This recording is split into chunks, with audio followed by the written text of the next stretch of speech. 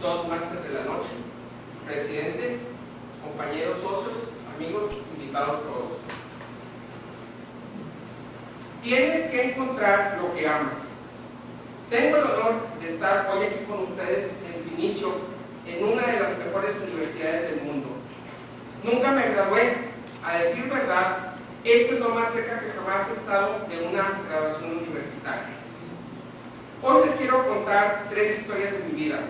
Nada especial, solo 3 historias. La primera historia tiene que ver sobre cómo se conectan los puntos. Dejé la Universidad de Reed tras los 6 primeros meses, pero después seguí pagando por allí otros 18 meses antes de dejarlo todo. Entonces, ¿por qué lo dejé? Comenzó antes de que yo naciera. Mi madre biológica era una estudiante universitaria joven y soltera y decidió darme la adopción. Ella tenía claro que quienes me adoptarían tendrían que ser universitarios titulados, de modo que todo se preparó para que fuese adoptado al nacer por un abogado y su mujer. Solo que cuando aparecí, decidieron en el último momento que lo que de verdad querían era una niña. Así que mis padres, que estaban en lista de espera, recibieron una llamada a medianoche preguntándoles: tenemos un niño esperando, ¿lo quieren? Por supuesto, dijeron. Mi madre biológica se enteró de que mi madre no tenía título universitario y que mi padre ni siquiera había terminado el bachillerato, así que se negó a firmar los documentos de adopción. Solo se dio meses más tarde, cuando mis padres prometieron que algún día yo iría a la universidad, y 17 años más tarde fui a la universidad. Pero de forma imprudente elegí una universidad que era casi tan cara como Stanford, y todos los ahorros de mis padres de clase trabajadora los estaban gastando en mi matrícula. Después de 6 meses no le veía propósito alguno, no tenía idea de qué quería hacer con mi vida y menos aún de cómo la universidad me iba a ayudar a averiguarlo, y me estaba gastando todos los ahorros que mis padres habían conseguido a lo largo de su vida. Así que decidí dejarlo y confiar en que las cosas saldrían bien. En su momento me dio miedo, pero en retrospectiva fue una de las mejores decisiones que nunca haya tomado. En el momento en que lo dejé, ya no fui más a las clases obligatorias que no me interesaban y comencé a meterme las que me parecían interesantes. Esto no era lo que tenía en mente. No tenía dormitorio, así que dormía en el suelo de las habitaciones de mis amigos, juntaba botellas de Coca-Cola por 5 centavos a cambio del envase para conseguir dinero para comer, y caminaba más de 10 kilómetros los domingos por la noche para comer bien una vez por semana en el templo de los Hare Krishna. Me encantaba. Y muchas cosas con las que me fui topando al seguir mi curiosidad e intuición resultaron no tener precio más adelante. Les daré un ejemplo. En aquella época la Universidad de Reed ofrecía lo que quizá fuese la mejor formación en caligrafía del país.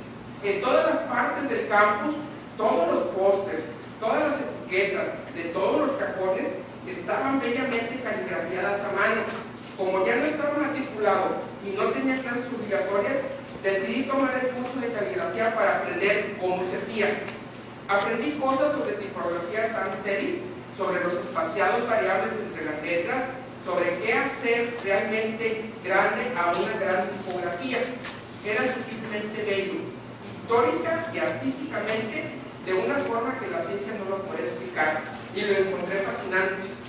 Nada de esto tenía ni la más mínima esperanza de aplicación práctica en mi vida, pero 10 años más tarde, cuando estábamos diseñando el primer ordenador Macintosh, me acordé y diseñamos el Mac con todo eso en su esencia. Fue el primer ordenador con tipografía Keyes. Si nunca hubiera estado en aquel curso en la universidad, el Mac jamás habría tenido múltiples tipografías ni caracteres con espaciado proporcional. Y como Windows no hizo más que copiar el Mac, es probable que ningún ordenador personal lo tuviera ahora. Si nunca hubiera decidido dejarlo, no habría entrado en esa clase de caligrafía y los ordenadores personales no tendrían la maravillosa tipografía que poseen.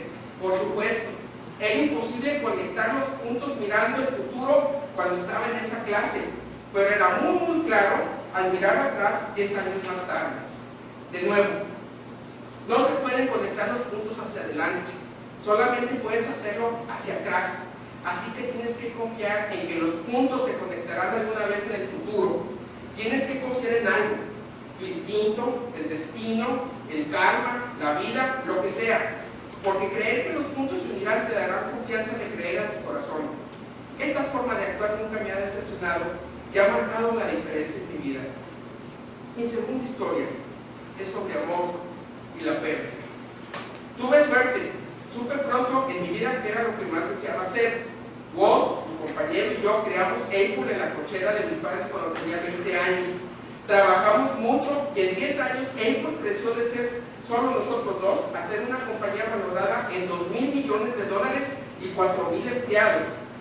Hacía justo un año que habíamos lanzado nuestra operación, el Macintosh, un año antes, y hacía poco que había cumplido los 30 y me despidieron. ¿Cómo te pueden echar de la empresa que tú has creado? Bueno, mientras Apple crecía, contratamos a alguien que yo creía muy capacitado para llevar la compañía junto a mí.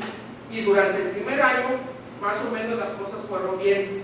Pero luego, nuestra perspectiva del futuro comenzó a ser distinta y finalmente nos apartamos completamente. Cuando eso pasó, nuestra junta directiva se puso de su parte. Así que a los 30 estaba fuera. Y de forma muy notoria. Lo que había sido el centro de toda mi vida adulta se había ido y fue devastador. Realmente no supe qué hacer durante algunos meses. Me reuní con David Packard, de Hewlett Packard, y con Bob Noyce, inventor del circuito integrado Intel, e intenté disculparme por haberlos fastidiado tanto. Fue un fracaso muy notorio e incluso pensé en huir de Silicon Valley. Pero algo comenzó a crecer dentro de mí. Aún amaba lo que hacía. El resultado de los acontecimientos en Apple no había cambiado eso ni un ápice. Había sido rechazado, pero aún estaba enamorado. Así que decidí comenzar de nuevo. No lo vi así entonces, pero resultó ser que el que me echaran de Apple fue lo mejor que jamás me pudo haber pasado. Había cambiado el peso del éxito por la pequeñez de ser de nuevo un principiante, inseguro de las cosas. Eso me liberó para entrar en uno de los periodos más creativos de mi vida. Durante los siguientes 5 años, creé una empresa llamada Next, otra llamada Pixar, y me enamoré de una mujer asombrosa que se convertiría después en mi esposa. Pixar llegó a crear el primer largometraje animado por ordenador, Toy Story, y es ahora el estudio de animación más exitoso del mundo. En un notable giro de los acontecimientos, Apple compró Next y yo ingresé a Apple, y la tecnología que desarrollamos en Next es el corazón del actual renacimiento de Apple. Y Lauren y yo tenemos una maravillosa vida. Estoy bastante seguro de que nada de esto habría ocurrido si no me hubieran echado de Apple. Creo que fue una medicina horrible, pero supongo que el paciente la necesitaba. A veces la vida te da en la cabeza con un gatillo. No pierdas la fe. Estoy convencido de que la única cosa que me mantuvo de pie fue mi amor por lo que hacía. Tienes que encontrar qué es lo que amas. Y esto vale tanto para tu trabajo como para tus relaciones. El trabajo va a llenar gran parte de tu vida y la única forma de estar realmente satisfecho es hacer lo que consideras un gran trabajo. Y la única forma de tener un gran trabajo es amar lo que haces. Si aún no lo has encontrado, sigue buscando. No te conformes. Como todo lo que tiene que ver con el corazón, lo sabrás cuando lo hayas encontrado. Y como en todas las grandes relaciones, las cosas mejoran y mejoran según pasan los años. Así que sigue buscando hasta que lo encuentres. No te conformes. Mi tercera historia es sobre la muerte. Cuando tenía 17 años, leí una cita que decía algo como: si vives cada día como si fuera el último, algún día tendrás razón. Me marcó, y desde entonces, durante los últimos 33 años, cada mañana me he mirado en el espejo y me he preguntado: si hoy fuese el último día de mi vida, ¿querría hacer lo que voy a hacer hoy? Y si la respuesta era no, durante demasiados días seguidos, sabía que necesitaba cambiar algo. Recordar que voy a morir pronto es la herramienta más importante que he encontrado para ayudarme a tomar las grandes decisiones de mi vida. Porque prácticamente todo, las expectativas de los demás, el orgullo, el miedo al ridículo o al fracaso, se desvanece frente a la muerte, dejando solo lo que es verdaderamente importante. Recordar que vas a morir es la mejor forma que conozco de evitar la trampa de pensar que tienes algo que perder. Ya estás desnudo. No hay razón para no seguir al corazón. Hace casi un año me diagnosticaron cáncer. Me hicieron un estudio a las 7:30 de la mañana que me mostraba claramente un tumor en el páncreas. Ni siquiera sabía que era el páncreas. El médico me dijo con seguridad que era prácticamente un tipo de cáncer incurable y que mi esperanza de vida sería de 3 a 6 meses. Mi médico me aconsejó que me fuera a casa y que dejara en orden mis asuntos. Esta es una forma muy elegante médicamente para decirte que te prepares para morir. Significa intentar decirle a tus hijos todo lo que ibas a contarles en los próximos 10 años en unos pocos meses. Significa asegurarte de que todo queda resuelto y bien resuelto para que sea tan fácil como sea posible para tu familia. Significa decir adiós. Viví todo un día con ese diagnóstico. Luego, al final de la tarde de ese día, me hicieron una biopsia, metiéndome un endoscopio por la garganta, a través del estómago y del duodeno. Pincharon mi páncreas con una aguja para obtener algunas células del tumor. Yo estaba sedado, pero mi esposa estaba ahí. Me dijo que cuando vio las células al microscopio, el médico comenzó a llorar porque resultó ser una forma muy rara de cáncer pancreático que se puede curar con cirugía. Me operaron y ahora estoy.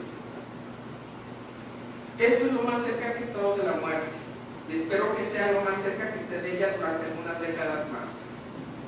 Habiendo vivido esto, ahora les puedo decir con más certeza que cuando la muerte era un concepto útil, pero puramente intelectual, nadie quiere morir. Ni siquiera la gente que quiere ir al cielo quiere morir para llegar ahí. Y sin embargo, la muerte es el destino que todos compartimos. Nadie ha escapado a ella. Y así tiene que ser, porque la muerte es posiblemente el mejor invento de la vida. Es el agente de cambio. Retira lo viejo para dar lugar a lo nuevo. Ahora mismo, lo nuevo son ustedes. Pero dentro de no mucho tiempo, de forma gradual, se irán convirtiendo en lo viejo y serán relegados. Siento ser tan dramático, pero es bastante cierto. Su tiempo es limitado. Así que no lo malgasten viviendo la vida de otro. No se dejen atrapar por el dogma, que es vivir según los resultados del pensamiento de otros. No dejen que las opiniones de los demás ahoguen su voz interior. Y lo más importante, tengan el coraje de seguir a su corazón y a su intuición. De algún modo, esas dos ya saben lo que realmente quieren ser. Todo lo demás es secundario. Cuando era joven, había una publicación asombrosa llamada The World Health Catalog, el catálogo de toda la Tierra, una de las Biblias de mi generación. La creó un tipo llamado Stuart Brand, no lejos de aquí, en Menlo Park, y la trajo a la vida con su toque poético. En los últimos años 60, antes de los ordenadores personales y la autoedición, así que hacía con máquinas de escribir, tijeras y cámaras como Google, pero con tapas de cartulina 35 años antes. Era idealista y rebosaba de herramientas claras y grandes conceptos. Stewart y su equipo sacaron varios catálogos y cuando llegó su momento sacaron su último número. Fue a mediados de los 70 y yo tenía su edad. En la contraportada de su último número había una fotografía de una carretera por el campo a primera hora de la mañana, la clase de carretera en la que podrían encontrarse haciendo un viaje si fueran aventureros. Bajo ahí estaban las palabras: siempre hambriento, siempre alocado. Y siempre he deseado eso para mí. Y ahora, hoy que se gradúan para comenzar un nuevo ciclo, eso mismo les deseo. Siempre hambrientos, siempre alocados.